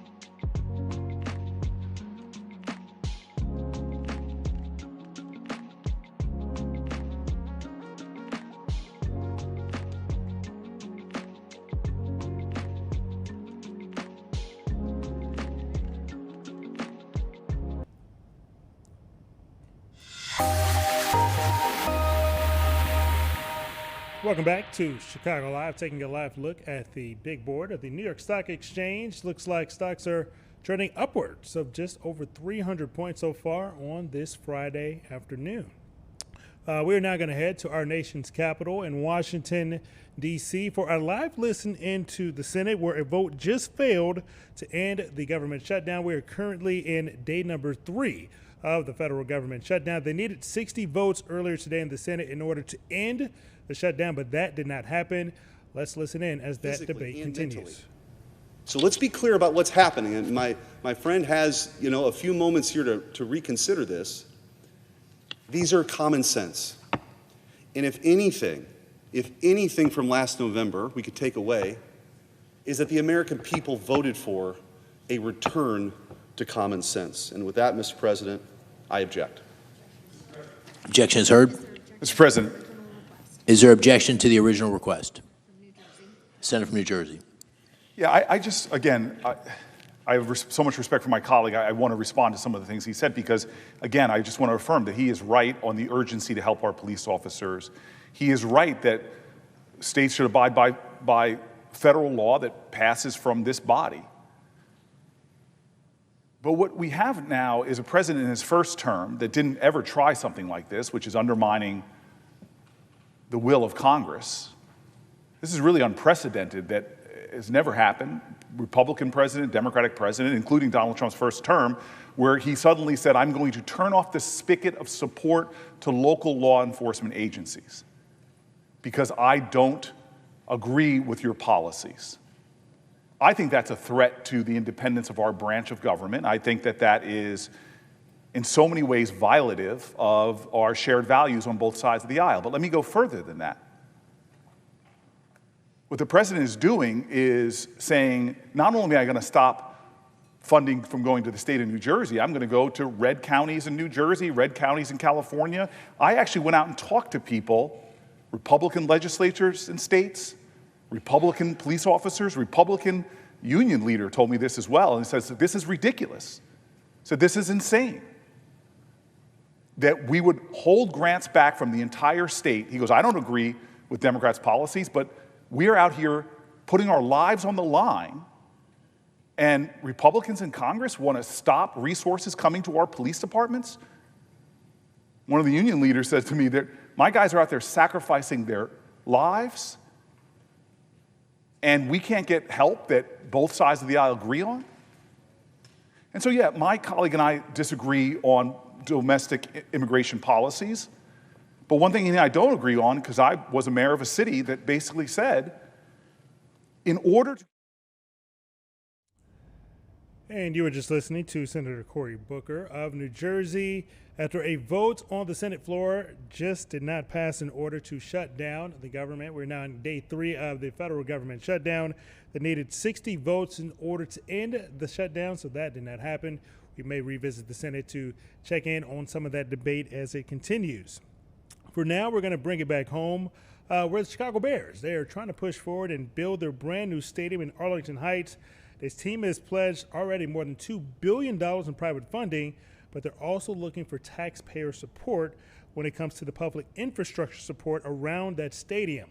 We're joined now by John Boyd from the Boyd Company. He is an expert on stadiums and economic development. Thanks so much for your time here. Good to be with you. Can you break it down for our viewers here? Chicago Bears, they've already pledged $2 billion of their own money to help build the stadium. What exactly with this other money that they're asking for taxpayers funded for infrastructure, what exactly does that mean and what does that look like? To get projects of this scale over the finish line, it really is a mix of private and public funding. And what the Bears are asking for, roughly $900 million in taxpayer money. This will be tax breaks. It'll be infrastructure investments, things like new roads and sewers to accommodate this new stadium in Arlington Heights. And it's really in line with other recent NFL stadium packages, like the Cleveland Browns' new stadium in Brook Park, RFK Stadium in Washington, D.C. And it's significantly less than what the Titans have asked for with respect to their new stadium in Nashville. You mentioned other cities and teams from around the country, how they've been getting some taxpayer support to help with the infrastructure around their new stadiums. Why are these teams that are worth billions of dollars asking for this tax money while big companies like Microsoft and Amazon, they're building here in Illinois without that taxpayer money? You know, I would argue that from a business climate perspective, streamlining zoning and making a more efficient process for incentives will improve Illinois' competitiveness versus states like Texas and Tennessee and its neighbor Indiana. This mega projects bill in particular will not just help the Bears negotiate directly with the village of Arlington Heights, but it will help advance manufacturers and AI data centers prepared to invest billions of dollars in new data center activity, kind of lock in a more predictable tax rate. And it removes one of the biggest obstacles to getting major economic development deals over the finish line, and that's uncertainty. Okay, so we understand that public subsidies are very controversial. They've never been more controversial than they are today, but we tend to term them a necessary evil, okay, because our clients expect them, and other states that Illinois is competing with are offering these types of incentives, particularly significant property tax abatements. And look, Illinois consistently ranks among the most difficult and costly states in the U.S. to do business. So in addition to this Bears Stadium staying in Illinois, okay, in Arlington Heights with a new amenity-rich, new economic development opportunity, it could also be a catalyst for some new legislation that actually improves Illinois' competitiveness. You mentioned the state of Illinois being one of the most expensive states in the country to do business in. With that said, what role does Governor J.B. Pritzker play in this debate? And what is his role in potentially either this getting done or it not getting done? Well, Governor Pritzker has been very proactive in meeting with companies. He's someone that prioritizes economic development. He'll play a very significant role in assessing just what is appropriate in terms of the state assistance to get this deal over the finish line. I think part of that will be making sure the organization does right by Chicago with respect to the refurbishing and the bonds that were issued back in the early 2000s. I would expect that to be part of an overall deal, as well as a community benefits package that are very typical in major projects like this one. John, from people you've possibly talked to across the state and in Springfield, just how likely is it for this General Assembly to approve this mega project bill during the upcoming veto session? And part two of that question, if it does not get approved, what does this do for the Bears' timeline of getting the stadium built?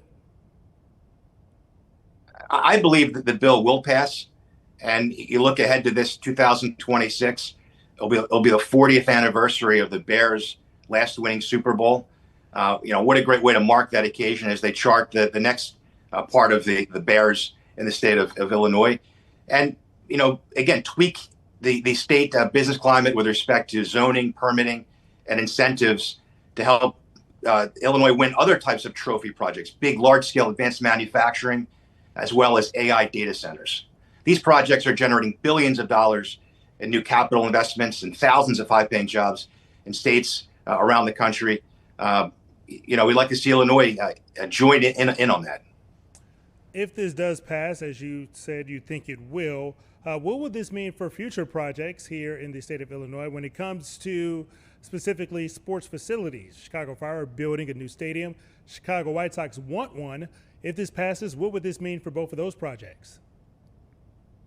Well, it'll be a great precedent for those organizations to handle their negotiations, their site selection practices, and there'll be some immediate economic impact. You'd expect new housing development activity. Okay, other types of commercial space, hotels, restaurants.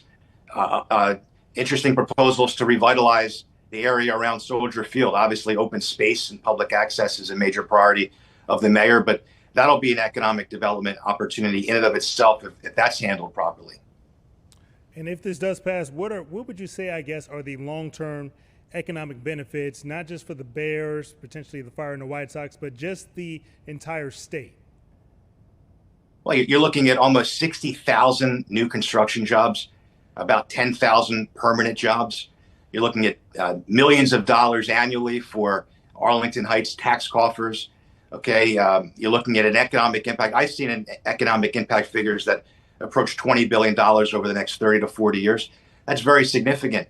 And look, Chicagoland will have a new state-of-the-art, amenity-rich, domed stadium that can house a Super Bowl. Okay, Goodell and the NFL like to reward markets that have new stadiums with Super Bowls. Okay, there'll be a great naming rights opportunity here. I would think that this will be one of the most coveted naming right opportunities in the NFL. And you have a new venue to host events year round. Okay, I think the Dome is a very strong driver of new economic potential here with the stadium. Obviously, we know how Chicago winters can be for sure here. Under this current proposal, what influence, if any, do local school districts as well as park districts have? Well, I mean, under this proposal, the Bears will be able to directly negotiate really with those most involved, the biggest, closest stakeholders. So it'll be the village of Arlington Heights, it'll be the school district, it'll be the park commission, and less so dealing with a more, a county assessor that has a broader constituency to answer to. Okay, that in and of itself is an economic development opportunity. Companies want government to move at the speed of business. Okay, so this allowing the Bears to deal directly with stakeholders most intimately involved in this project really will help get this deal get this deal done. It'll help other deals get done in the months ahead also. And speaking of this deal potentially getting done in the future, John, what is the timeline for this? I think the Bears would like to get going as soon as possible. I think 2029 would be a very realistic figure. You look at other timelines of similar types of stadium constructions. It's about 2 to 3 years to do a major new stadium. We would expect that to be the case here. And what would be the timeline for this bill passing in order to meet that construction timeline? I would hope by the spring legislature that all the pieces of the puzzle are in order, and the team can move ahead and begin this ambitious and exciting construction project. Not just the new stadium, but also new housing, new retail, new commercial space, new hotels, and this really will be a significant driver of both short-term construction jobs and long-term employment also. All right, John Boyd from the Boyd Company is an expert on stadiums and the economic development that comes with them. We're speaking specifically of the Bears wanting to build their brand new stadium in Arlington Heights. John, thanks so much for your time. Thank you. All right, our time here on Chicago Live is now 2:40. We're going to take a short break on this Friday afternoon, and we'll be right back.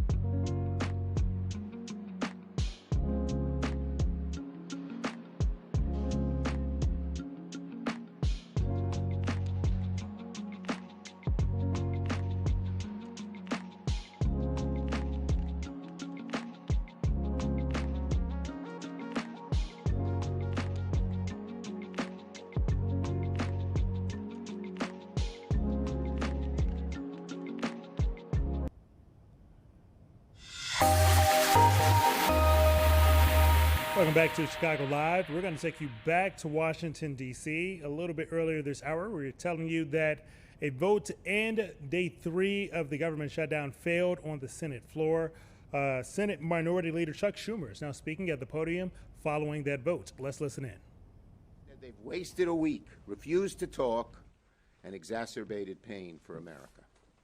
Instead of trying to come to the table and negotiate with Democrats and reopen the government, the White House and fellow Republicans have vowed to make this a maximum pain shutdown, they call it. Unfortunately, the maximum pain falls on the American people, and the American people know it.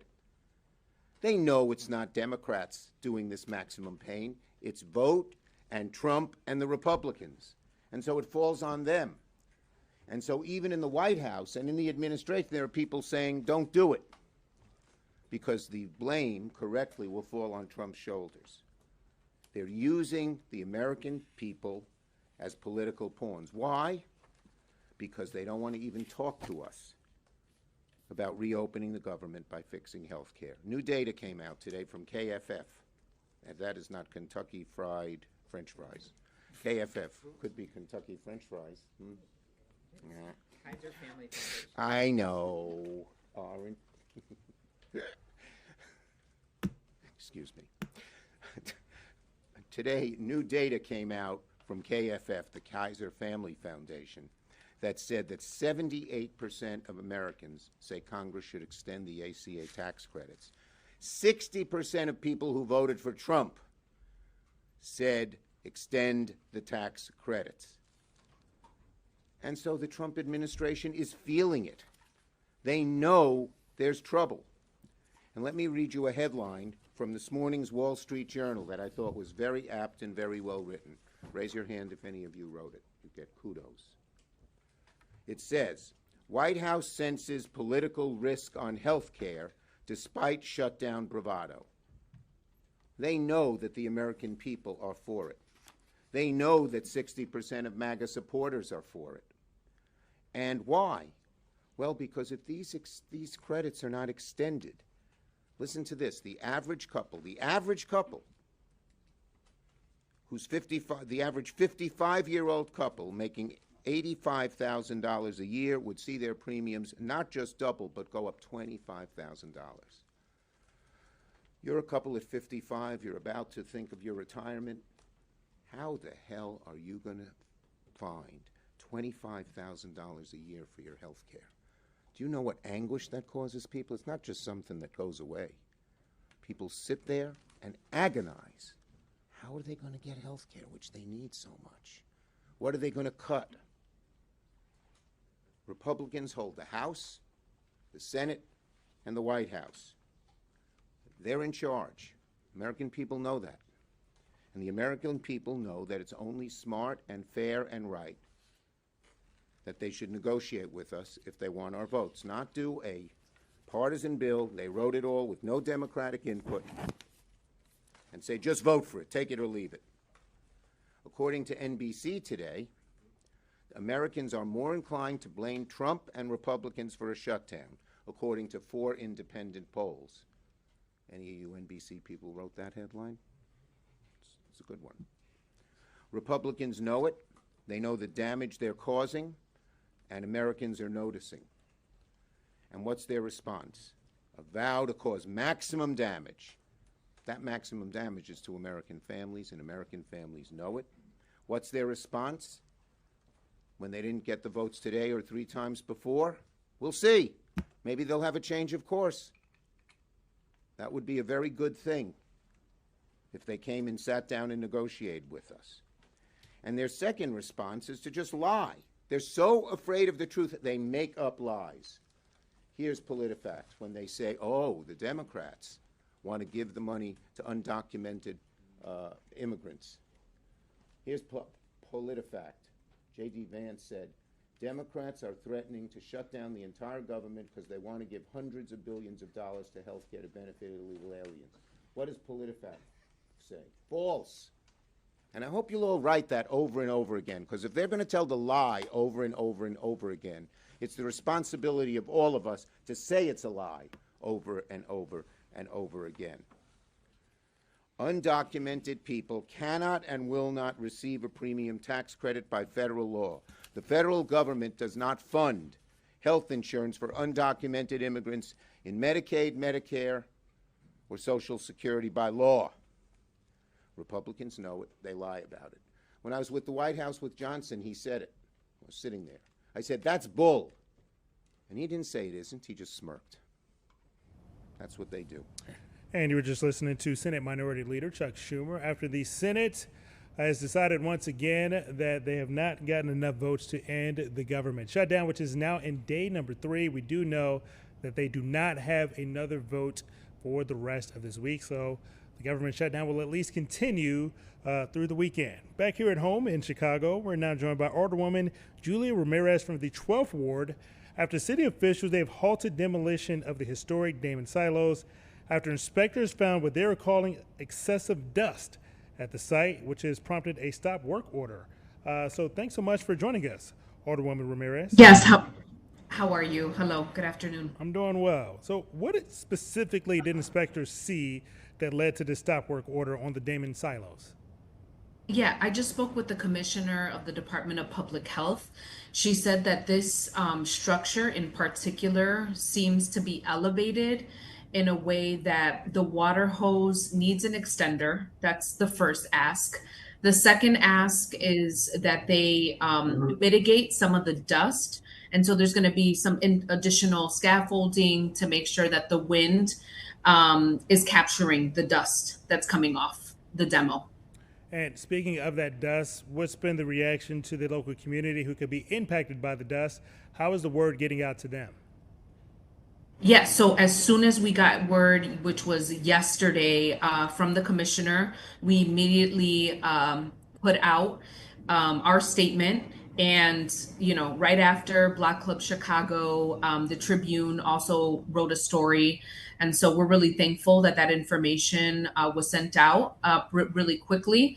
And then I also really want to thank the commissioner alongside messaging, emailing us at the 12th Ward. She let the 25th Ward aldermen know, as well as some community organizations on that email. Do we have any idea what's causing this dust? Is it the speed of this demolition project? What do you know so far? Yeah, I mean, I'm really happy to say that since the demolition had started, there hadn't been any halt to the demolition, no other further mitigation needed. It just seems that this particular structure and its elevation, they just don't have the right equipment and for the need as it stands right now. So when you say that they don't have the right equipment, what does this do to the timeline of this proposed demolition? So Dr. Ige was on site with her team today. They, proposed the 2 things that I've listed. And so this weekend, the company has to make sure that they provide that new mitigation plan. And so, I would expect her and her team to be out, as soon as possibly Monday to make sure that they're meeting those requirements. And then she'll let us know whether or not they can continue. Do you have any idea or maybe an opinion on how this particular situation could impact the approval process for other demolitions near residential areas and specifically along riverfront areas? Yeah, I mean, it's a really good question. I think that they've learned a lot within, the past several years. I will say the Department of Buildings, the commissioner at the Department of Buildings, and also Commissioner Ige, they've had multiple meetings. They're very cautious, and I'm just really thankful that they've learned a lot. And I think that to your question about it being on the riverfront, it becomes maybe a little bit more complicated because of the wind and sort of like the open structure. And then I also want to know, because this is something that she brought up as well, with the silos, the structures were so big. And so that was also helping mitigate the dust from going all over. But since this is the last structure, they need to sort of like add on because the rest of the structures have already been taken down. And so dust, could potentially just be flying more than the other parts. All right, we will definitely be keeping our eye on this. Alderwoman Julia Ramirez from the 12th Ward. Thanks so much for your time. Thank you. Thank you so much. All right, right, we got one more break here on Chicago Live. We're going to take that right now, and we'll be right back after a short break.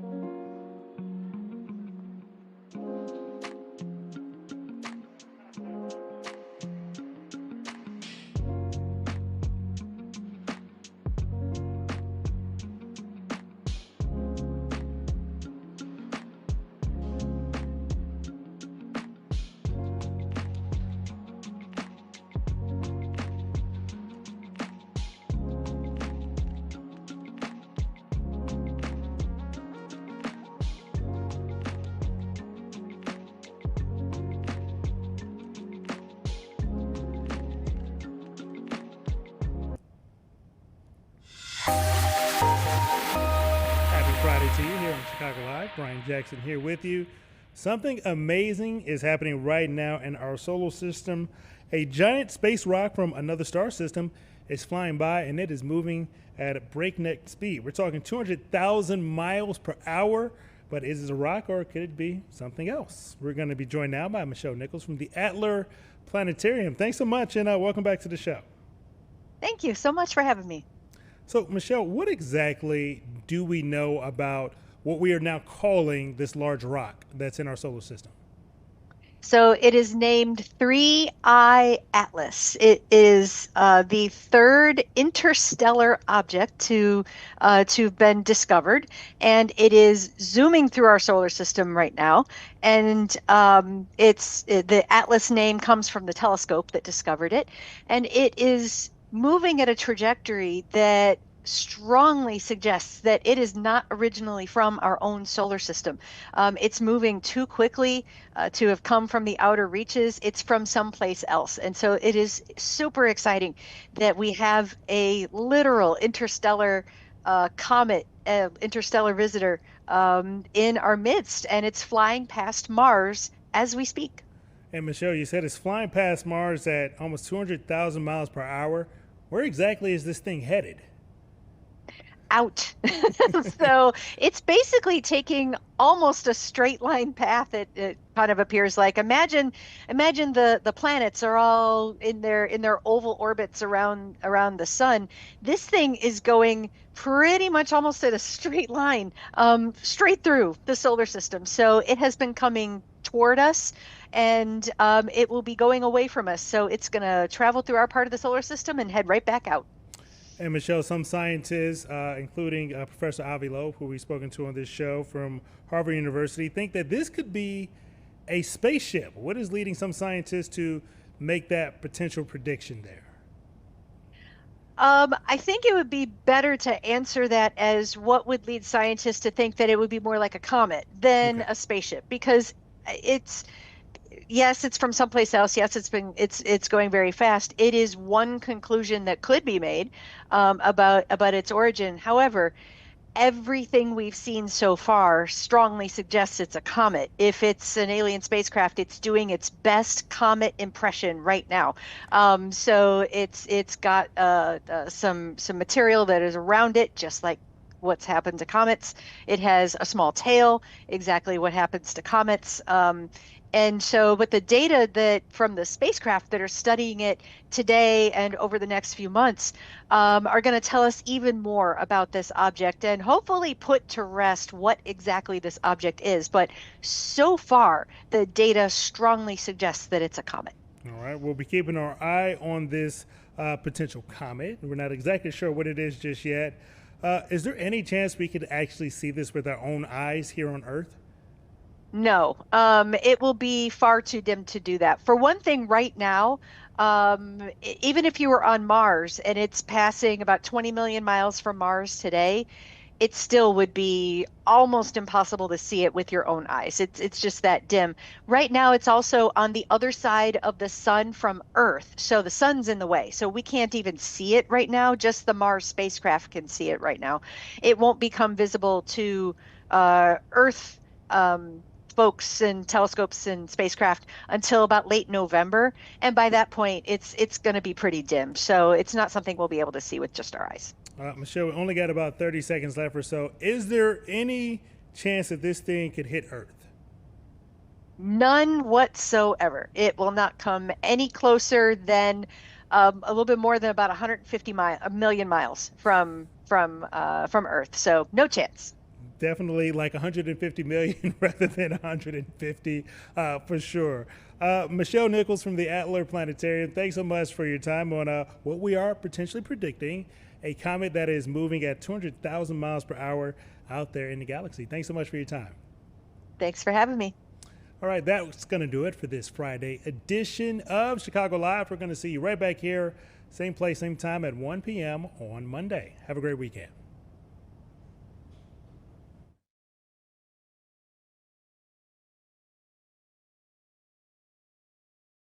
Also just coming in from the Associated Press moments ago, as they do say that Hamas has said that it's accepted some elements of U.S. President Trump's peace plan, including the release of all remaining hostages, but that others do require further negotiations. Now, a bit earlier, we let you know here that President Donald Trump did put out a statement where he essentially mentioned that all hell would break loose if we did potentially see a situation where Hamas did not agree to release the hostages and end the war by 6 p.m. Eastern time on Sunday. We read you that post here, and I do want to pop it up for you one more time on your screen. Again, this is just a portion of that post. As President Trump said, we will have peace in the Middle East one way or the other. The violence and bloodshed will stop. Release the hostages, all of them, including the bodies of those that are dead now. An agreement must be reached with Hamas by Sunday evening at 6 p.m. Washington, D.C. time. Every country has signed on. If this last chance agreement is not reached, all hell like no one has ever seen before will break out against Hamas. There will be a peace in the Middle East here, one way or the other. Thank you for your attention to this matter, President Donald J. Trump. Again, that is just a portion of the statement there that he posted on social media, as the Associated Press now reporting that Hamas says it's accepted some elements of the deal, including the release of all remaining hostages, but that others require further negotiations over the next 48 hours. That is what we're going to be watching as we see exactly what those portions are that Hamas wants to change and whether or not President Trump and Prime Minister Netanyahu will agree to that. Again, we'll keep you posted right here on Live Now from Fox as we get additional details. I want to take you out to another big story that we have been following, and that is the Diddy situation here with the sentencing hearing that is underway over inside of this federal courtroom. You can see it right there. Cameras not allowed inside, but we know that Sean Diddy Combs is going to be sentenced likely today as the hearing does wrap up. And he does face the potential for up to 20 years in prison as a result of that conviction that came back in July. Again, cameras not allowed inside, but reporters are, and they are gathering all of the information, as we know that they are currently in a break. And we expect that Combs will actually speak to the judge here shortly, and then we will get that sentence handed down. Prosecutors are asking for 11 years behind bars for those charges that he was found guilty on, the 2 counts. But His defense attorneys have said at most they just want 14 months. A lot to discuss on this, so I do want to bring in Chris Melcher. He is a celebrity attorney and legal analyst. Thank you so much for taking the time to be here with us today. Well, thanks for having me, Josh. Of course. And I do want to get your expert opinion here as we wait for the sentence to be handed down. How are things looking so far? Is there any way, based on your expertise, to figure out what way this could potentially be going? Well, the judge made some remarks earlier on in the hearing that the sentencing range was really about 5 to 7 years under these guidelines that apply in federal law. And so there was some fight about, whether that truly was the range. So the judge said, yeah, that's what we're looking at as a normal case. That's kind of in line with what the probation department is recommending, around 5 to 6 years. Now, what's confounding about this is that the judge is saying, well, I'm going to consider all facts surrounding this conviction and for transportation for purposes of prostitution, even though Sean Diddy Combs was acquitted or found not guilty of sex trafficking, which would have required the jury to find that he did these acts through fraud or force, and also as a RICO enterprise, also acquitted of that. So Diddy's saying, look, Judge, how could you consider allegations or testimony that I engaged in force for these women to do these things when the jury acquitted me of those counts? And the judge said this morning, I will consider all of that.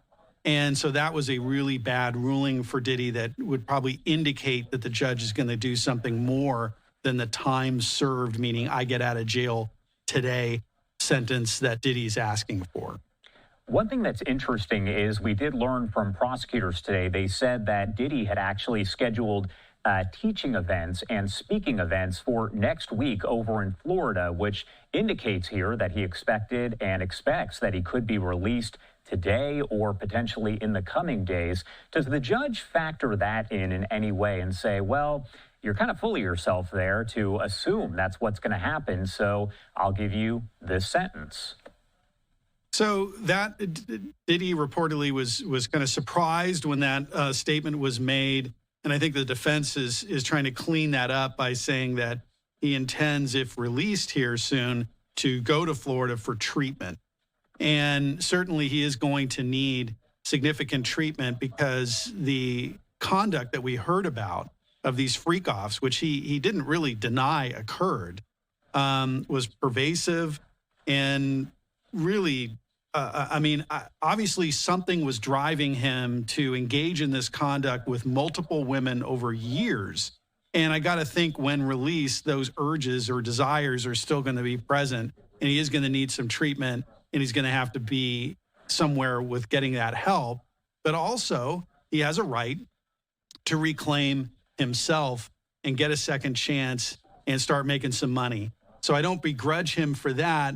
But he's saying, hey, Judge, 14 months in custody this whole time. So he's been in custody this entire time.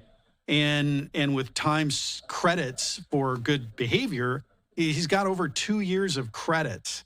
And he's saying, look, enough is enough for the relatively insignificant charge that he was found guilty of by the jury.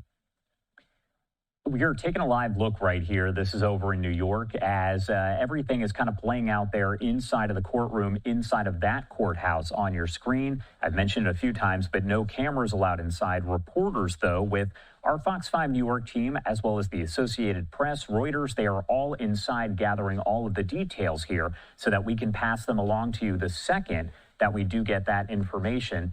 And Chris, as we watch all of this play out, I did want to kind of get your expertise and your opinion as to how significant these sentencing hearings really are. Do they play a role? Do they change or sway the judge one way or the other? Or is it more just kind of a symbolic or procedural type situation?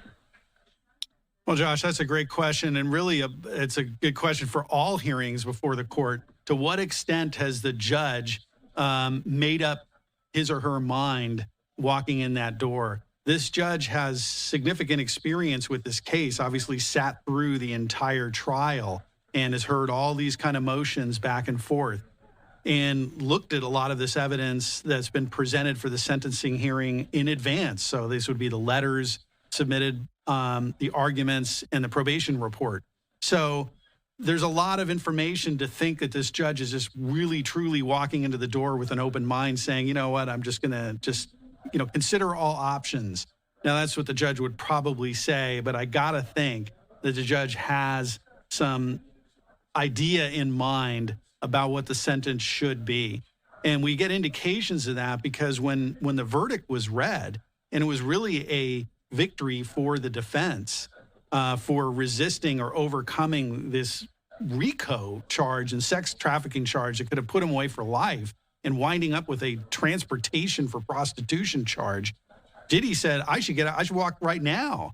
And there would have been authority just to let him out the door right there because he had served more time at that point, a year in jail, than probably anyone else would serve for that level of offense. But a judge said, no, I'm holding you in custody. You are a danger. And citing again to all the violence that we saw that was undeniable. There was a video of him beating Cassie in 2016 in the lobby of a hotel. So this indicates to me that the judge is not going to just let him walk out the door, that there's more likelihood that the judge is leaning towards what the probation department is recommending, 5, maybe 6 years. He gets credit for 2 years time served with good behavior, and maybe he's out in 3 to 4 years. What should we be watching for now as we do go over the next several hours here? As I mentioned, they are in a break. Then we know that Diddy will speak to the judge. He'll plead his case there. So what do we watch for? I mean, essentially at this point, we're just watching to see, I guess, what the judge does decide as far as the sentence. Sure. So right now, the prosecutor is doing a rebuttal case, kind of responding to some of the statements that were made in Diddy's presentation, noting, for example, that there was really little talk about the victims. There's a lot of talk about Diddy and how sorry he is, but without a lot of awareness or statements of awareness of the pain and damage that this caused to these other folks. So at the end here, and we're getting close to the end of the court day out there in New York, the court may say, look, I'm going to consider this over the weekend and come back on Monday rather than just rushing to make a decision today. So we could see it spilling over, or the court could just pronounce it right here and there. And I want to go back to something that we were talking about here kind of off the top, because it's important to note that Diddy was acquitted on several of those more serious charges. Does that factor in any way to the sentence that he receives? Obviously, we're not talking anymore about the potential for life in prison, but does the judge take into account that he was acquitted on those charges, or is that kind of separate? That's what was interesting to me, because the charges that he was found guilty of by the jury were 2 counts of transportation for purposes of prostitution for the 2 girlfriends. And so really all that crime requires is a movement across state lines for purposes of engaging in commercial sex. And it doesn't require that this be unconsensual or forced. And so you got to imagine that, here we have 2 adults. They're his girlfriends that he's transporting. There's no finding of force or fear or fraud. Why would he even be charged if that were the only offense that he did? And so to get to those higher charges that they were also seeking of sex trafficking, they would have had to convince the jury beyond a reasonable doubt that he transported these women through fraud, like meaning tricking them, or through force or coercion. The jury said, no, we don't believe that, or there's not enough evidence to support that. And that's despite the video that we saw that was horrific of Cassie trying to escape an LA hotel room in 2016 where a freak-off had just occurred. She's trying to leave, and we see Diddy chasing after her with a towel and slippers on, beating her and trying to drag her back into that room. And you got to think, how could there not be a finding of force for those incidents? But I think what happened is the jury also heard evidence, testimony from Cassie and her emails at the time, saying that she actually somehow enjoyed some of these freak-offs and planned some of them. So I think that the jury must have just said, look, there's not enough evidence for that. And now back to your question, or to answer your question, what does the judge do with this? And because we have basically consensual acts, according to the jury, but the judge is saying, well, I'm still going to consider the force.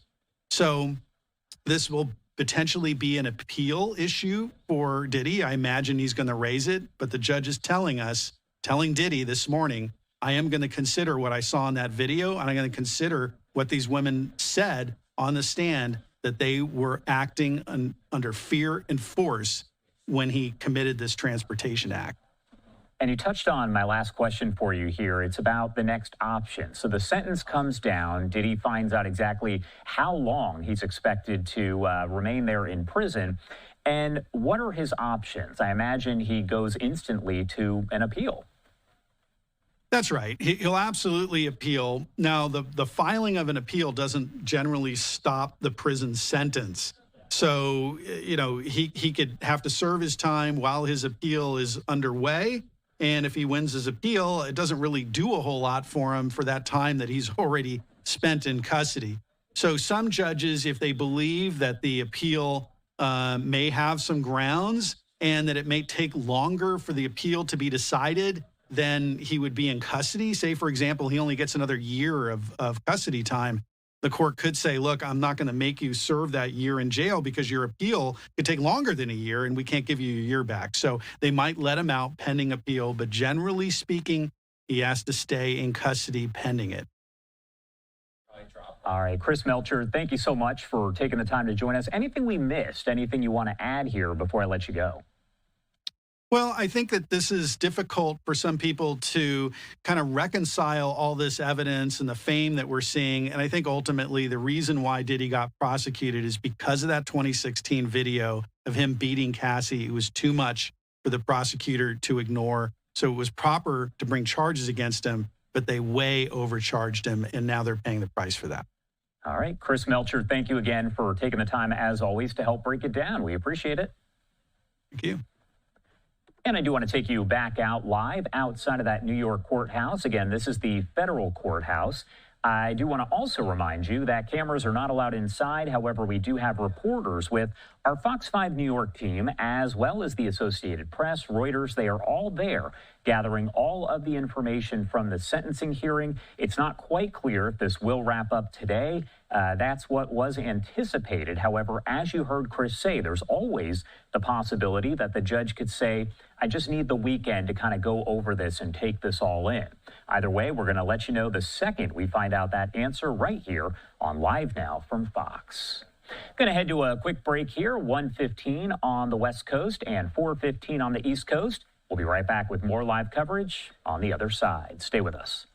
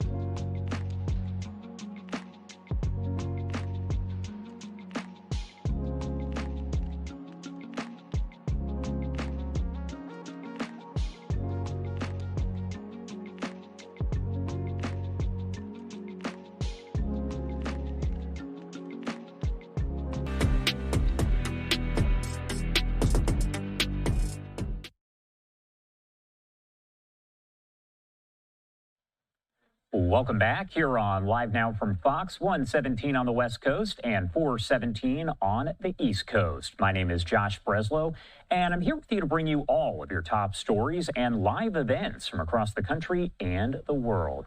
Cami Mondo putting this out right here, saying the GOP CR fails 54-44.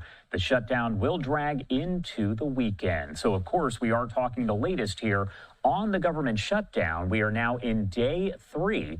What I want to do is pop up this live look here over the Capitol building here in D.C. As we know, discussion has been taking place on the Senate floor. However, they have now said they are out until October 6th at 3 p.m. Eastern Time. We also heard from Speaker Johnson that they do not plan to vote on this at all next week. So a lot to break down. I do want to send it over to Rebecca Castor here at Fox News as she discusses it more in depth.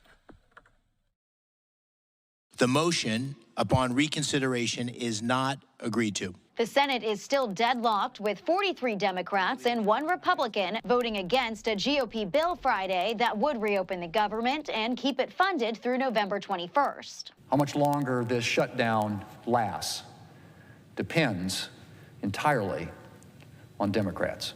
The choice is theirs. Senate Majority Leader John Thune is sending lawmakers home over the weekend to think about their votes and deal with their constituents, including Democrats who are dug in on adding protections for health insurance subsidies to the bill. We know Americans want this. And we know many of my Republican colleagues want this as well. In the meantime, people across the country are beginning to feel the shutdown's impacts. There are real people being hurt right now. We have women, infants, and children nutrition programs that are now not funded. You have veterans health services that are not funded. FEMA, many of their services are stalled right now in the middle of a hurricane season. These programs are life and death for many veterans.